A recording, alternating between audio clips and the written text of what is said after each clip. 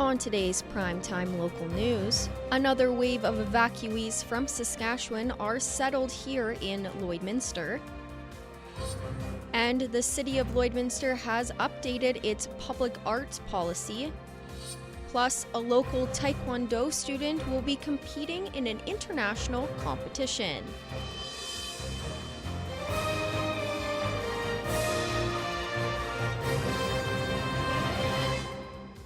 Prime Time Local News, serving the Lakeland and Midwest regions.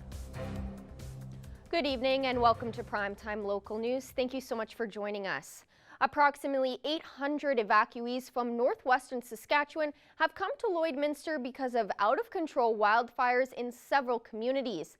The city is working with the Meadow Lake Tribal Council and the Saskatchewan Public Safety Agency to support the evacuees by providing hotels, transportation, and meals every day.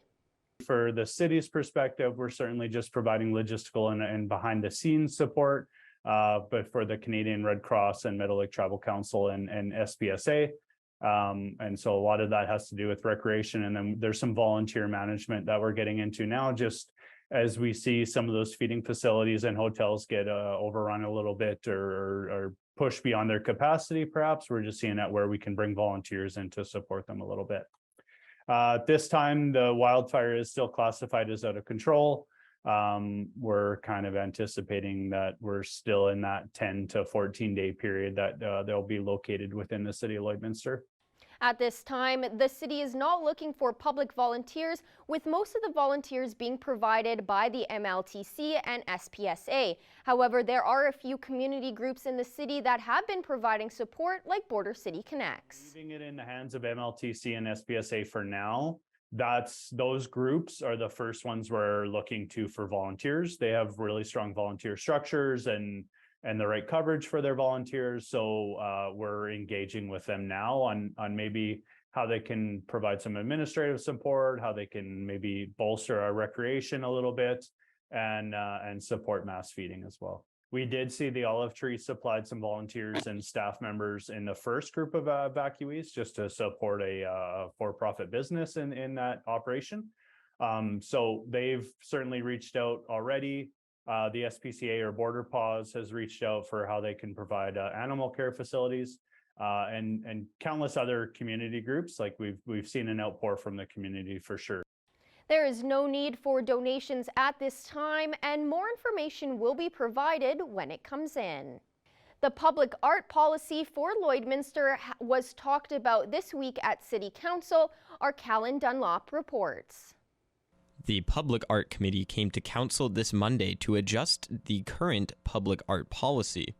Currently, difficulties arise for the committee in finding locations to display the art, something that the city will have to help them with. When we looked at it, we didn't take into account what was public art and how does the community view public art and those kind of things. Our concern was, and you heard about that, where will it go, who will maintain it, the costs, because what happens is once it becomes part of the city, then the city is responsible for it. On top of finding locations and securing more funding, the committee wants to try their hardest on establishing an art presence in the community. The bigger piece as well is that we need the support of the city communications, because we have a lot of artwork that's present across the city and we want to find a way to share it. So if you're driving into Lloyd, is there a QR code you can just go zip and all of a sudden all the artwork will show up, or a map of some sort to identify the projects around the city. The public art policy will be brought back to council for revisions at a later date. Callan Dunlop, Primetime, Local News.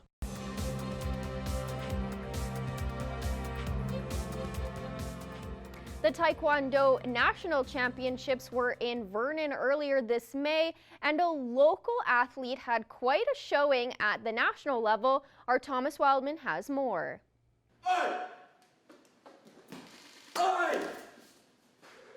Torrent Taekwondo is a family-run business here in the border city by the Feelies, teaching people of all ages about the Korean martial art.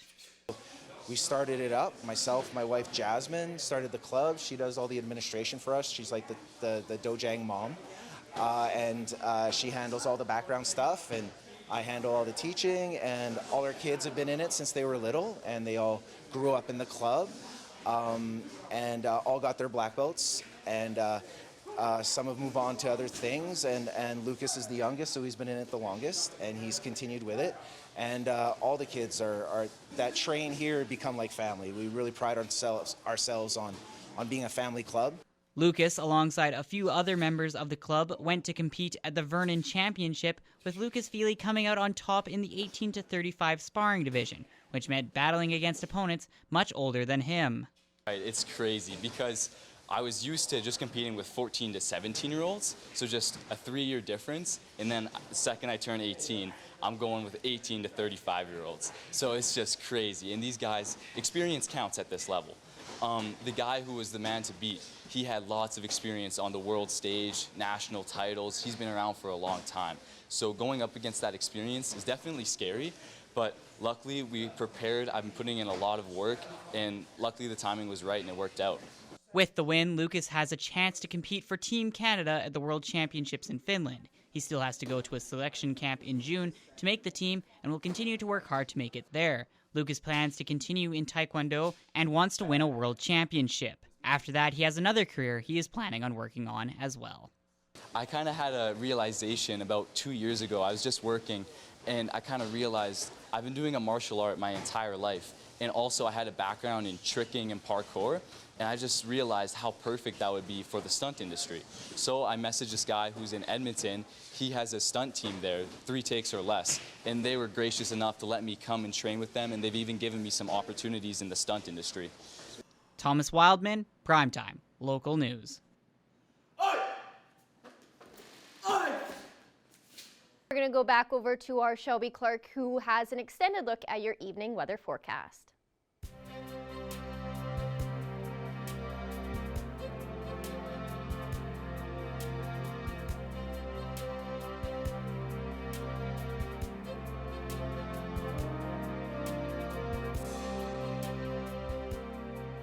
Thank you so much again there, Miss Abby St. John. Yes, now taking another extended look at your weather forecast. We'll be starting off with our central zone of the provinces.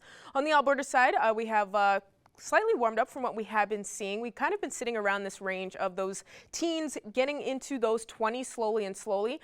Jasper is looking at the warmest condition there, just at 23 as usual. They have been seeing some slightly warmer conditions on our Alberta side, and the rest are just sitting at those teens. Most spots are just at 19 right now on our Alberta side, looking at 17 for Whitecourt and over in Cold Lake, and then we have 18 there in Athabasca. So looking slightly cooler today for sure. Going over to our Saskatchewan side, they actually are looking cooler than our Alberta side. They were usually seeing some slightly warmer conditions throughout the week, but now they are slightly warmer just by a couple degrees. 17 for Prince Albert and Melfort, while we have 16 for the rest with Meadow Lake, North Battleford, and over in Saskatoon. Now as we go over to our northern zone, they have warmed up for sure. They were seeing those single digits in most of their spots in our northern zone on our Saskatchewan side, and now they are getting closer to that 20-degree mark and kind of matching with us more in our central zone. Looking at that 17 with Uranium City, La Loche, and Buffalo Narrows, 16 seems to be the coolest condition on this side with Southland and over in Flin Flon. And then we start to warm up from there with Wollaston Lake at 18 and looking at 19 up in Stony Rapids. Now as we go back over to Alberta side here in our northern zone and kind of check them out, they actually are seeing some warmer conditions from what they have been seeing throughout the week. They are looking slightly warmer than what we are looking in our central area as well. All spots seem to be just past that 20-degree mark. 20 in Fort McMurray, while it is 21 in Slave Lake, 22 up in Fort Chipon, and the rest are just sitting at 23. So looking at a nicer day for sure in these areas, especially over in our northern zone. Now as we go over to our southern zone here to check them out, they are kind of seeing a switch up in temperatures in most of these areas as we are going from Medicine Hat with 15 and then going all the way over in Banff at 23. So they are kind of ranging from seeing those teens, and some are just hitting that 20-degree mark. Calgary is just hitting that 20-degree mark, while we have Lethbridge just underneath it at 19. And then up in Coronation, they're slightly in the middle there, just at 16. And going over to our Saskatchewan side here, this is probably the coolest conditions we have seen yet throughout the week on this side, in our southern zone, especially over in Yorkton as they are now at that single digit at 7 degrees. Then we have 10 over in Estevan as they're just hitting those double digits. Looking at 11 in Regina, and then the warmest condition there we are seeing is just 14 in Kindersley. But now as we look at some overnight evening lows in our surrounding areas here, We are expecting those plus digits to continue on for our evening low temperatures, although we are seeing slightly warmer conditions than what we have been seeing last night. I think a lot of people have noticed last night we have cooled down quite a bit, just hitting around 1 to 2 degrees for our evening low temps, so definitely was a cool down from what we saw last week. Now we are starting to slightly warm up once again for our temperatures tonight. A low of 6 expected for Bonnyville, while most spots are expecting a low of that 4-degree mark, and then Paradise Hill will be expecting a low of 3. And all of these areas as well will be expecting just some clear and calm conditions for tonight, so hopefully we won't be seeing any kind of smoky air, poor quality conditions outside for tonight.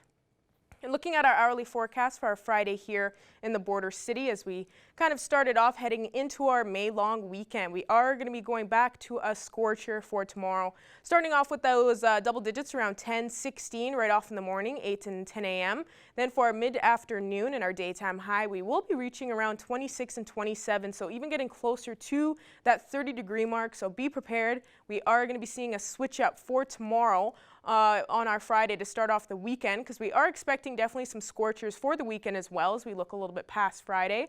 We will be looking at 28 for Saturday and Sunday. So we are going to be having some warm days ahead. And of course, those dry conditions are going to be kind of continuing on with 28 Saturday and Sunday. Hopefully seeing that precipitation, 40% chance on Sunday. And we were seeing this before, Monday and Tuesday. Hopefully we will be seeing those high chances of some precipitation as well as we head into next week. And then we will be warming up once again as we head into next Wednesday and Thursday. And that's all I have for now. Our Abby St. John will have more news coming up after the break.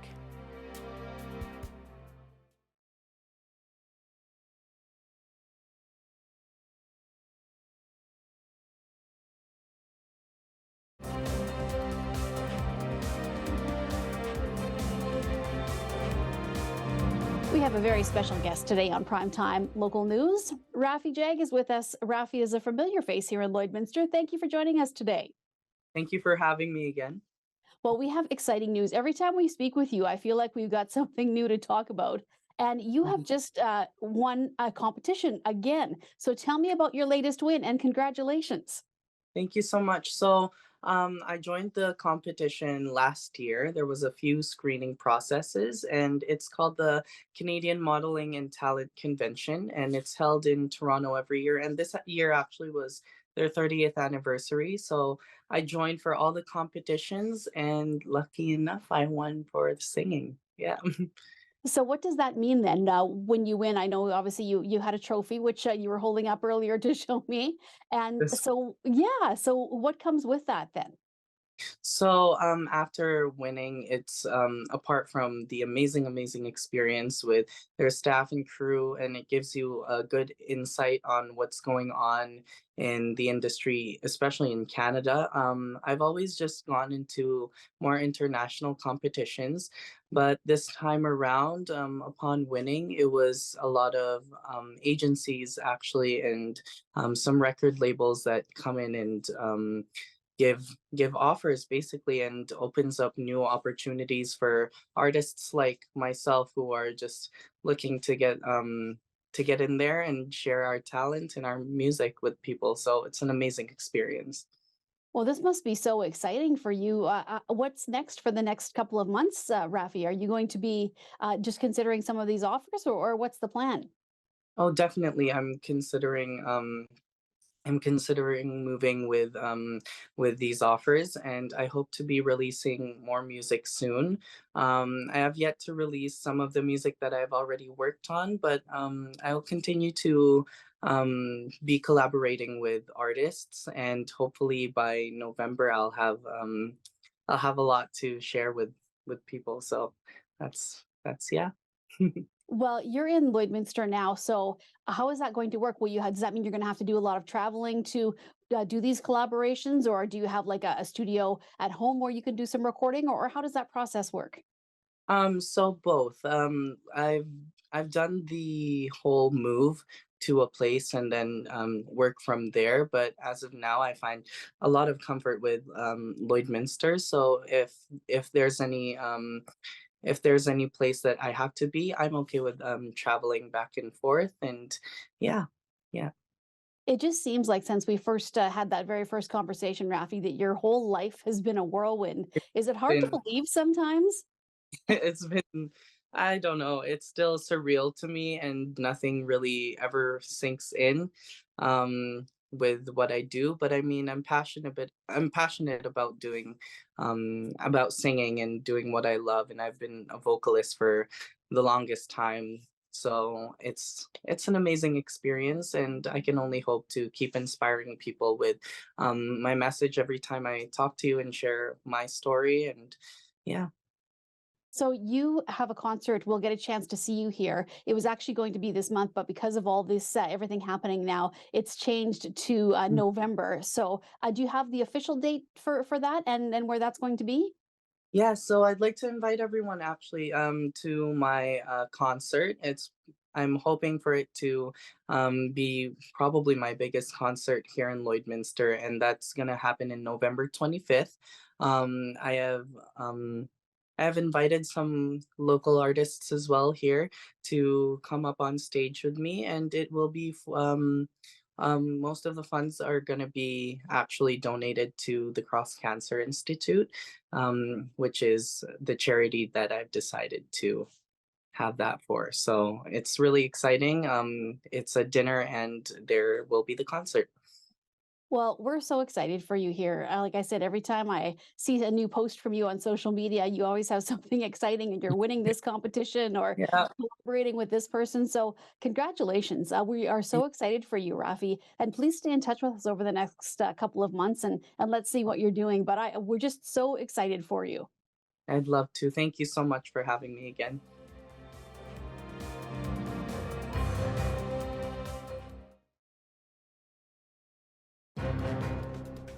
Furniture set and design supplied by Furniture Gallery, downtown Lloydminster. Joining us today for Primetime Local News is author Mac Little. Thank you so much for taking the time to speak with us today, Mac. Thank you for having me. Really happy to have you on here and help get the word out because we are speaking on your novel, Daughter of Hades. So starting off, the most simple question, can you kind of explain what this novel is all about? Oh, sure. It's swashbuckling historical romance set in the 1700s. And it's about two sets of siblings that escape oppression and persecution, and they come together with buccaneer culture in the Caribbean. And it shows the relationship between freed slaves and freebooters working on the edges of society and having romance, adventure. And would you say that you had some inspiration to write this or, a moment that you kind of remember that inspired you to write this novel? Basically, I just feel like there's a dearth of stories that are uplifting about Black people or people of color in historical fiction. And a lot of the literature that is, cared for and put forth to the public, it really centers around racial struggle, Black pain.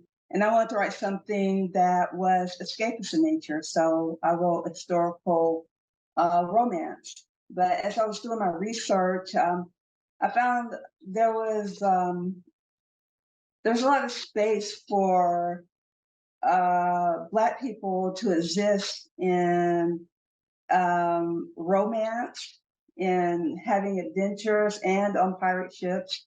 And it was a surprise to me to see how closely the community of Maroons and the pirates how closely they work together. And I thought, yeah, I need to get this information out. And also, I just wanted to entertain people with something that wasn't painful or, about victimhood. Well, I think it sounds like a really fun read. It sounds very interesting and, a fascinating novel. Have you been seeing some strong support so far? Absolutely. I've won several awards. Recently, I won the grand prize for the Chaucer historical fiction. That's for fiction written pre-1750. 1750. And I'm astonished and gratified that the angle that I'm approaching literature and entertainment is being well received by, by the writing community. So, yeah, in addition to that, I was shortlisted for the Hawthorne Prize. And all of this it was shocking because I just wanted to write a historical romance with escape, an adventure. But I'm really happy they saw the literary value in what I wrote as well. Yes, I was just going to ask about that. How did it feel to win these awards and you are getting that recognition you deserve? Actually, I couldn't believe it. I was just throwing my hat, I was just throwing my name in the ring, and yeah. And I recently went to the banquet and the conference for the Chanticleer International Book Awards. That the ones that awarded me the Chaucer Award. The community of writers were so welcoming, so supportive, and I'm still in contact with them. Weeks later, and yeah, I was just really astonished at how welcomed and how well received my book was when it doesn't really, cater to the typical fare of, social struggle. Well, that's really amazing to hear that you're getting that recognition and you're getting some strong support. Is there anything more that you want to add on the Daughter of Hades that I haven't asked about, or I guess some future work that you're busy working on, a little bit of teasers that we can let fans and readers know about? Absolutely. As far as the Daughter of Hades and this whole series, it's not because it has Black characters as the main characters. It is very diverse, multicultural, and it's not Black literature. This is human literature. And I encourage you to come read it, and give it a chance. You don't have to be Black to enjoy it. And also, I have a spinoff coming out in September. It's called Shelter in a Hostile World, and it follows the pursuit of freedom from one of the characters in Daughter of Hades. It shows his life in pre-colonial Africa and his journey towards escape from the island of Barbados. Perfect, Mac. Well, it was really nice having you on here. Thank you so much. It's really nice to hear how strong of support you're getting for The Daughter of Hades. It sounds like a great novel, very fascinating. So once again, thank you so much for joining us today. All right, thank you for having me. It was such a pleasure. That's all the time we have for Primetime Local News this evening. Thank you so much for joining us and have a great rest of your night.